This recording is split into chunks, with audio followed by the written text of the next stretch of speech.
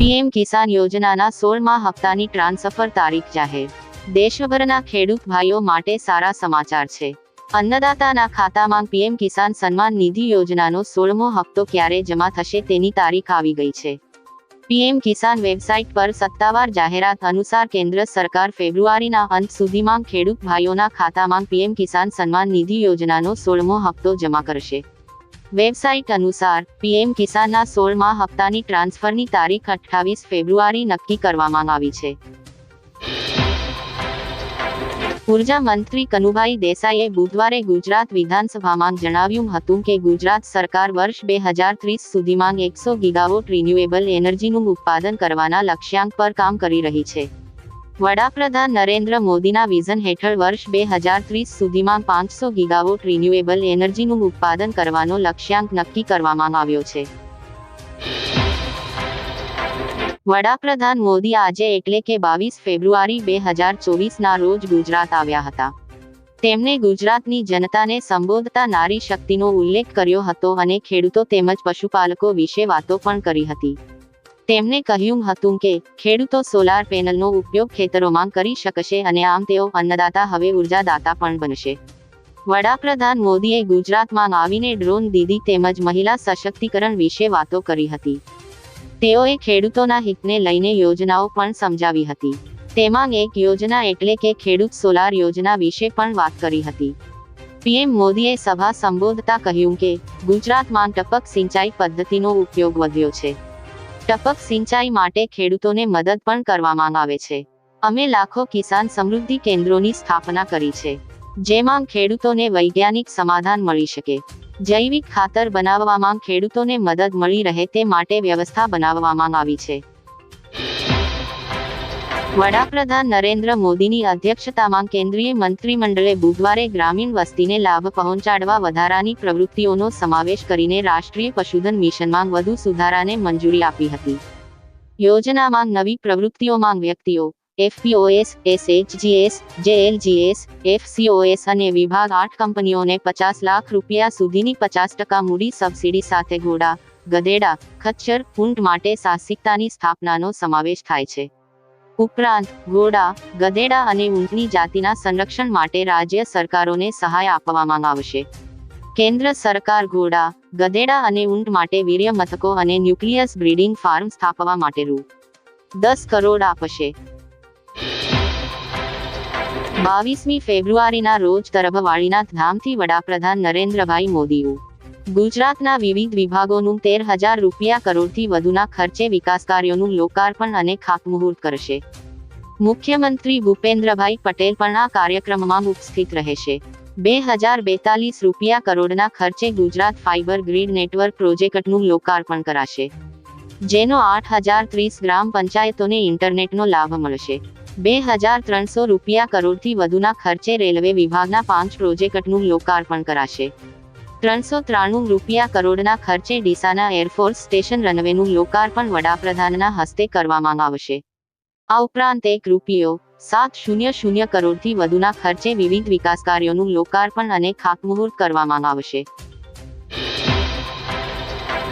રવિ સિઝનમાં ખેડૂતો પાસેથી લઘુત્તમ ટેકાના ભાવે ઘઉં, અલ્પવિરામ ડાંગર, બાજરી, જુવાર, રાગી, મકાઈની ખરીદી કરવામાં આવશે, જે માટે ઓનલાઈન રજીસ્ટ્રેશન કરાવવું ફરજિયાત છે। આણંદ જિલ્લામાં ખેડૂતો ગ્રામ્ય કક્ષાએ વીસીઈ દ્વારા 26 ફેબ્રુઆરીથી 31 માર્ચ 2024 સુધી નોંધણી કરાવી શકશે।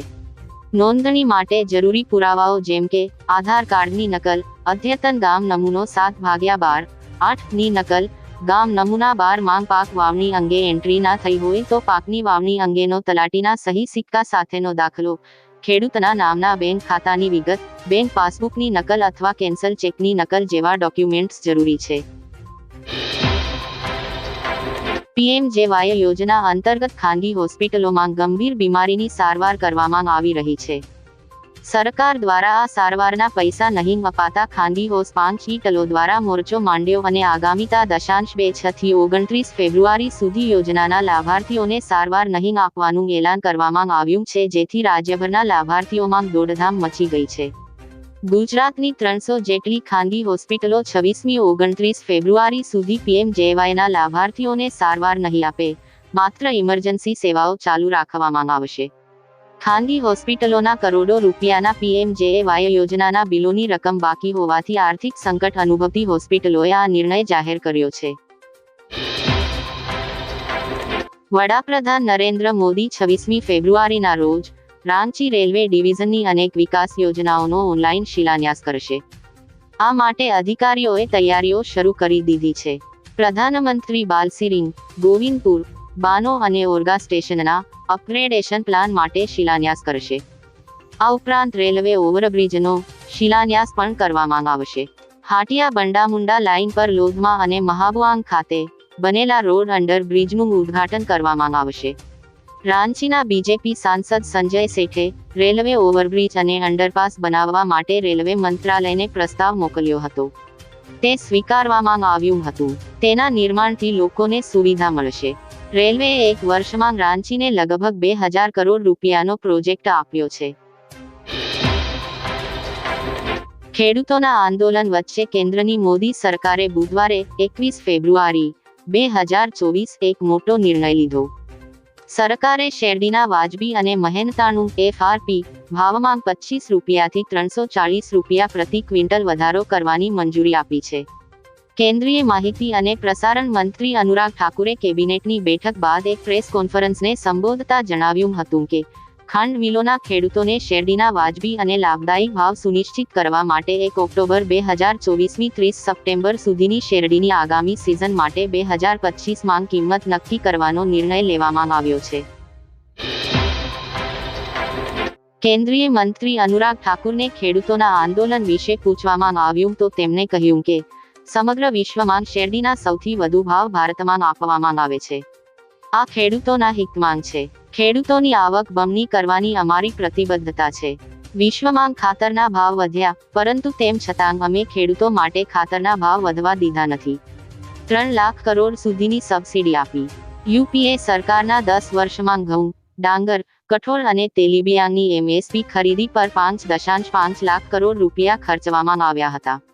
મોદી સરકારે 18,49 કરોડ રૂપિયા ખર્ચ્યા. ઘરનું ઘર થાય તે દરેક વ્યક્તિનું સપનું હોય છે.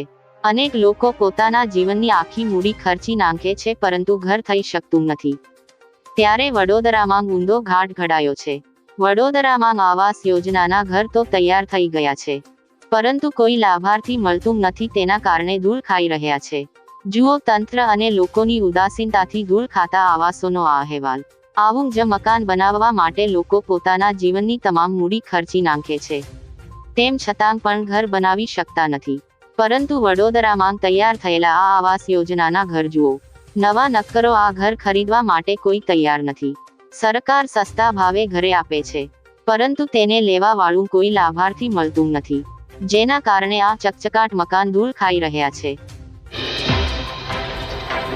ફેબ્રુઆરી મહિનામાં સામાન્ય રીતે જેવી ઠંડી જોવા મળતી હોય છે તેમાં હવે ફેરફારો જોવા મળી રહ્યા છે. જાણે ઉનાળો બેસવાની તૈયારી થઈ ગઈ હોય તેવો અહેસાસ હવે થવા લાગ્યો છે. પરંતુ માર્ચના અંત પહેલા ફરી એકવાર ઠંડીનો સામાન્ય અહેસાસ થવાની શક્યતાઓ ગુજરાતના જાણીતા હવામાન નિષ્ણાત અંબાલાલ પટેલ દ્વારા વ્યક્ત કરવામાં આવી રહી છે. આ સાથે માર્ચ મહિનામાં રાજ્યનું હવામાન કેવું રહી શકે છે તે અંગે પણ અંબાલાલ દ્વારા આગાહી કરવામાં આવી છે. માર્ચ મહિનામાં પવનની ગતિ વધુ રહેવાની શક્યતાઓ અંબાલાલ દ્વારા વ્યક્ત કરવામાં આવી રહી છે. આ સાથે તેમણે માર્ચની શરૂઆત પહેલા રાજ્યના હવામાનમાં મોટો બદલાવ આવવાની શક્યતાઓ વ્યક્ત કરી છે. તેઓ કહે છે કે માર્ચ પહેલા 22 તારીખથી શરીરને હાનિ કરી શકે તેવી ઠંડી શરૂ થવાની સંભાવનાઓ તેમણે વ્યક્ત કરી છે. 22મી 25 તારીખ દરમિયાન ઠંડી પડવાની શક્યતાઓ તેમણે વ્યક્ત કરી છે. 1 ફેબ્રુઆરીએ વચગાળાનું બજેટ રજૂ કરતી વખતે નાણામંત્રી નિર્મલા સીતારમણે મફત વીજળી માટે સૌર યોજનાની જાહેરાત કરી હતી. હવે આ યોજના હેઠળ વડાપ્રધાન નરેન્દ્ર મોદીએ પોર્ટલ લોન્ચ કર્યું છે. તેનું નામ છે PM સૂર્ય ઘર મફત વીજળી યોજના. વડાપ્રધાન નરેન્દ્ર મોદીએ આ યોજના અંગે વિસ્તૃત માહિતી આપી છે. ₹5,000 પર મળશે 55,000નું વ્યાજ. ની સ્કીમમાં લોકો દોડીને કરી રહ્યા છે રોકાણ. આ નવી યોજના વિશે માહિતી આપતા વડાપ્રધાન નરેન્દ્ર મોદીએ તેમના સોશિયલ મીડિયા એકાઉન્ટ પર પોસ્ટ કર્યું, ₹75,000 કરોડ રૂપિયાથી વધુના રોકાણ સાથેની આ યોજનાનો ઉદ્દેશ્ય દર મહિને 300 યુનિટ સુધી મફત વીજળી આપીને 1 કરોડ ઘરોને પ્રકાશિત કરવાનો છે. પીએમ મોદીએ વધુમાં કહ્યું કે આ યોજના હેઠળ સબસિડીથી લઈને ભારે કન્સેશનલ બેંક લોન સુધી બધું જ આપવામાં આવશે. પરમાણુ ઉર્જા પ્લાન્ટમાં નવા 2 રિએક્ટર રાષ્ટ્રને સમર્પિત કર્યા છે. બંને રિએક્ટર મેડ ઇન ભારત છે, મેક ઇન ઇન્ડિયા દ્વારા છે. ભારત દરેક ક્ષેત્રે આત્મનિર્ભર બન્યું છે. આ પ્લાન્ટ દ્વારા ગુજરાતને વિપુલ વીજળી મળશે. સૂર્ય ઉર્જા ક્ષેત્રે પણ ગુજરાત મોખરાના સ્થાને છે. મોદીએ હમણાં નવી ગેરંટી આપી છે. 300 યુનિટ સુધી મફત વીજળીનો કાર્યક્રમ જાહેર કર્યો છે. પીએમ સૂર્ય ઘરે 300 યુનિટ વીજળી એટલે મધ્યમ વર્ગના કુટુંબને એસી, પંખા, ફ્રીજ, ટીવી વગેરે કાયમ ચાલે. તમારે માત્ર એટલું જ કરવાનું છે, ઘર પર સૌર પેનલ રાખો. વડાપ્રધાન નરેન્દ્ર મોદીની અધ્યક્ષતામાં બુધવારે કેબિનેટની બેઠક યોજાઈ હતી. આ બેઠકમાં ઘણા મહત્વપૂર્ણ નાણાકીય નિર્ણયો લેવામાં આવ્યા હતા. શેરડીની ખરીદી પર ચૂકવવામાં આવતા ભાવમાં વધારો કરવામાં આવ્યો હતો અને રાષ્ટ્રીય પશુધન મિશનના વિસ્તરણની પણ જાહેરાત કરવામાં આવી હતી. સરકારના નિર્ણય મુજબ હવે ઘોડા, ખચ્ચર, ઊંટ અને ઘોડાના ઉછેર માટે સરકાર દ્વારા આર્થિક સહાય આપવામાં આવશે.